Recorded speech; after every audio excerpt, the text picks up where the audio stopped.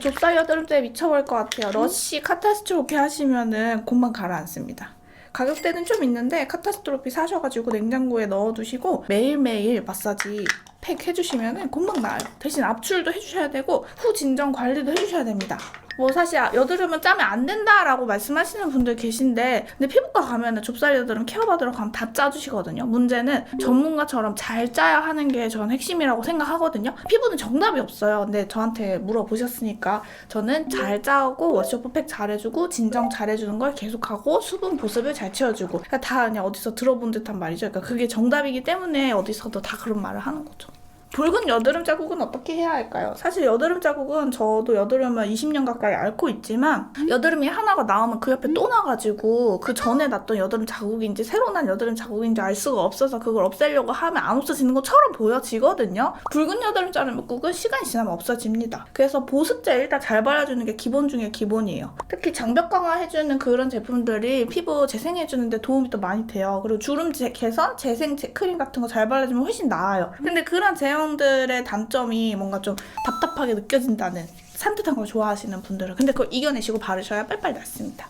코어 피지는 세안이 답인가요? 잘 세안해 주셔야 돼요. 딥클렌징 잘 해주셔야 되고 각질 제거도 좀 잘 해주셔야 되고 포레어 같은 전동기기를 쓰실 수도 있고 코스알엑스 패드 같은 그런 화학적 피지 제거제 같은 그런 패드 써주셔도 좋고 스트라이덱스가 되게 강한 줄 알았더니 그거 써보니까 되게 좋더라고요. 가격도 너무 좋아서 코피지 너무 고민이신 분들은 좀 쉽게 하실 수 있는 거는 스트라이덱스 패드 저 추천드립니다. 요거 광고도 아니고 제가 여러분들한테 리뷰하려고 구매를 해서 썼었는데 후기가 너무 괜찮고 해서 저도 다시 한번 들여다봤거든요. 그거 괜찮아요. 매일 쓰시면 안 되고 피부 장벽 무너지지 않는 선에서 가볍게만 해주세요. 첫날 다 없애려고 하지 마시고 항상 피부는 말씀을 드릴 때 붙여지는 말들이 길어질 수밖에 없는 게 이 방법이 좋대 해갖고 썼다가 너무 과하게 해서 부작용이 일어나는 경우가 너무 많기 때문에 그래서 아무튼 피지 조절은 그렇게 할 수 있어요.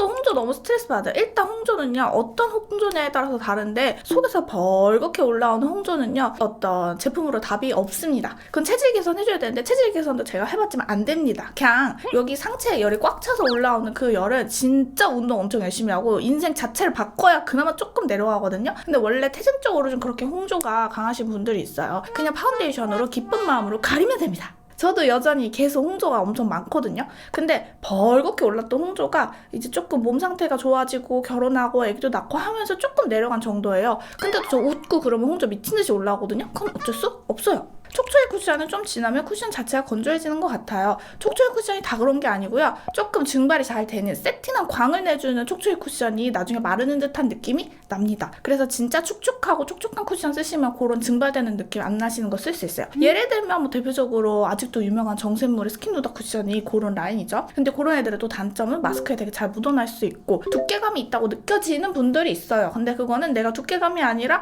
되게 밀착이 잘 되고 피부가 너무 예뻐 보이는데 라고 생각이 된다면 그 제품이랑 나랑 찰떡같이 잘 맞는 거죠. 언니는 마스크 벗으면 어떤 파데를 가장 사용하고 싶으신가요?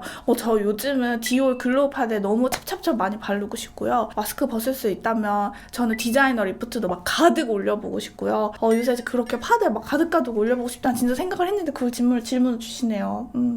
언니 미백 제품 추천이요. 근데 사실 이 미백 제품 추천도 어떤 미백을 원하시느냐에서 따라서 달라요. 내가 그냥 피부톤이 좀 까무잡잡한데 하얘지고 싶으신 건지 기미주근깨가 너무 고민이어서 요런 거를 미백을 원하시는 건지 아니면 다크서클이 좀 짙은데 그거를 미백으로 해결을 하고 싶으신 건지 보통 제가 여러분들께 질문을 받으면은 사람이 바라보는 관점과 기준이 다 다르거든요. 제가 바라보는 기준에서는 그쪽을 건드려서는 해결이 안 되는데 이쪽으로 제품을 추천해달라고 하는 경우가 있어가지고 미백 제품 추천해주세요 하면은 그냥 기본적으로 생각하는 제 미백은 얼굴이 전체적으로 맑아 보이는 화이트닝 이런 건데 그거는 백화점 라인에서는 랑콤 진짜 짱이거든요. 근데 그렇게 추천은 드리는데 원하시는 그 미백이 그 라인인지는 잘 모르겠습니다.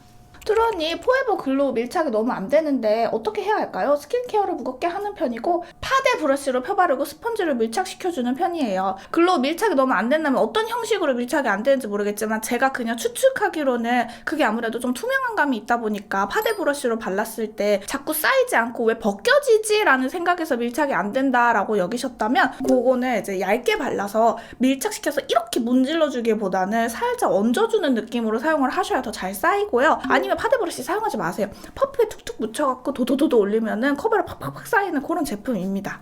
그래서 어떤 면에서 그 밀착이 안 됐다고 하시는지 사실 조금 더 얘기를 해봐야 돼요. 밀착, 제 기준의 밀착은 피부에 딱 붙는 거거든요. 붙는 건 굉장히 잘 붙는 파운데이션입니다. 코 옆 각질을 눌러주는 게 최선인가요? 벗겨줘야 할까요? 일단은 보습감이 부족해서 각질이 일어나시는 분들이 제 경험상 80% 이상이십니다. 그래서 수분 보습을 강력하게 해주셔야 돼요. 제품 추천 홀리카 크리미 세럼 일단 발라보시고 우리 얘기합시다.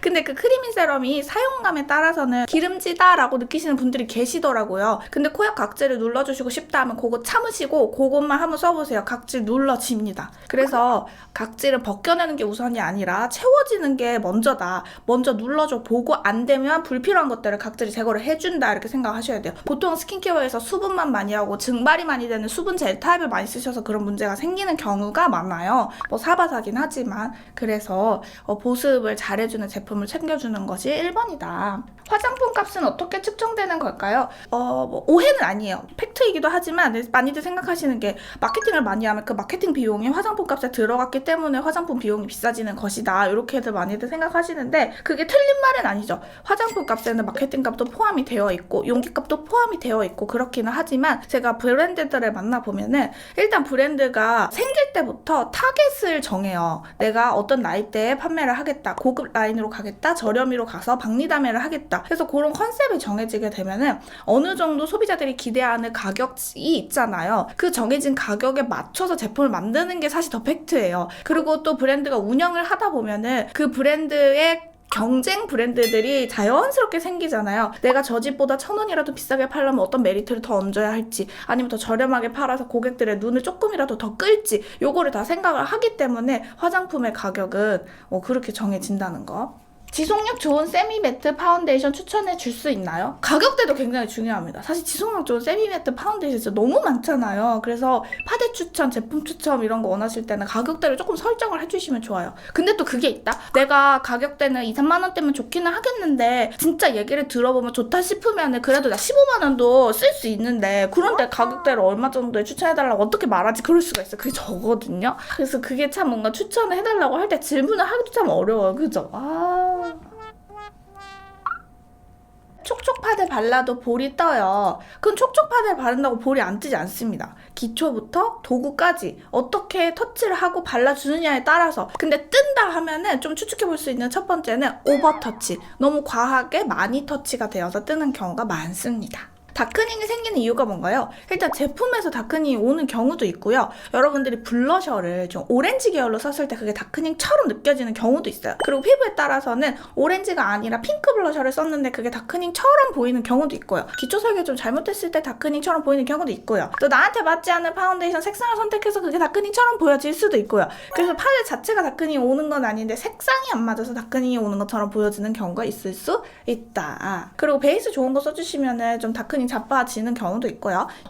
기미 가리고 싶은 컨실러 제가 안 그래도 뷰티 채널에서 엄청 찬양을 했었는데 제가 친구들한테도 기미 잡티 컨실러 추천해달라고 친구들이 묻더라고요. 더샘의 그 5,000원짜리 컨실러 말고요. 스튜디오 픽스 컨실러 색상이 3가지가 있어요. 근데 보통은 그냥 1호 사시면 돼요. 아주 그 커버력, 밀착력 좋습니다. 그냥 퍼프로 두들겨도 되고요. 퍼프로 과하게 두들기면 계속 쌓게 되면 두껍게 되겠지만 그냥 펑펑 두들겨도 원래 자체가 그렇게 두꺼운 제형이 아니어가지고 아주 괜찮습니다. 웨메 컨실러보다 좋은가요? 사실 웨메는 저는 조금 색상이 너무 튀는 느낌이 좀 들더라고요. 피부에 살짝 스며들면서 얇게 깔리는 컨실러가 좋은 컨실러라고 생각하는데 저는 더샘 컨실러 좋았어요. 코 모공 커버 어떻게 하시나요? 끼임 스트레스 터치를 잘해주시면은 요즘 나온 웬만한 파데로는 모공 진짜 잘 가려집니다. 퍼프를 가지고 이렇게 싹싹싹싹 긁어두듯이 살살살 해준 다음에 통통통 마무리해주고 싹 끝내줘야 돼요. 그 코를 엄청 맨질하게 커버를 다 하겠다고 하시면은 요즘은 마스크 쓰기 때문에 여기 엄청 긁혀서 더 지저분해질 가능성이 되게 많습니다.